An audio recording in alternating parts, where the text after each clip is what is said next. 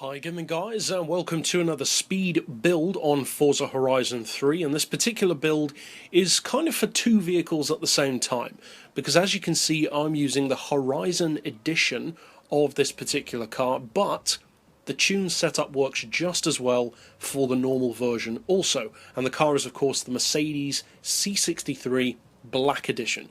Now this car is pretty popular on any game that it's featured on, and as far as performance, although it may not have quite the same level of cornering ability as some of its rivals, it certainly does have monstrous straight line performance, in particular top end performance. Now as far as what I'd recommend doing to the car, I would of course recommend the 1500 horsepower engine conversion, which tends to help with straight line performance. I'd recommend all-wheel drive, as I always would. It's kind of a tail happy car, so some people might not want that. So again, it's down to what you personally want. The twin turbo, of course, to get that 1500 horsepower. As you can see, I've opted to have the rear wing and also the extra winglets on the front bumper. Again, that's down to personal preference. It doesn't really make a huge difference to the speed. It's more just about the aesthetics, cosmetics, etc. of the car. So if you don't want that, don't fit it. If you do, do.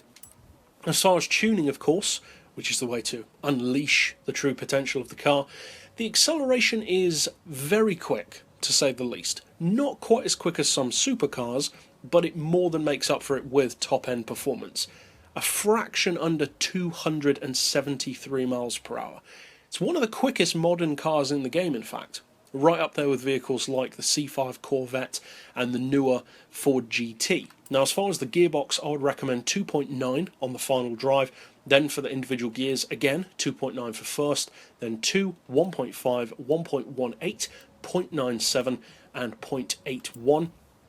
As far as the rest, it won't be a surprise to anyone who's been on my tunes before on the channel, but neutral camber, neutral toe, but feel free to change those if you personally like to. As far as caster, I've got 3 degrees. You could go even lower, you could go higher. Again, it depends on your personal driving style. As far as anti-roll, we've got those on 35 and 20. Springs on 245 and 209 with the lowest possible ride height on this car. As far as dampers, we've got those on 16 and 13, 7 and 6. Downforce as low as possible, that's pretty obvious. And as far as the diff, 100% on acceleration, 0 on deceleration, and then a centre split on this particular car of 72%. That doesn't necessarily give you the maximum launch, but it gives you enough power going to the back to keep the front end relatively loose and to help out the handling. You of course don't want the car to be too heavy through the corners. So overall, that's it for the setup. If you like the way the car looks and you want this performance just straight on your model, of course, if you've got the Horizon Edition in particular, you can get this from the storefront. I haven't done this tune for the normal version yet, so if you do want this tune on your non-Horizon Edition C63, then you will need to follow this tutorial rather than the storefront. That being said, if this video is being watched a little down the line, then I'll have probably done a tune for the normal version as well. But for now, that's it for this particular setup.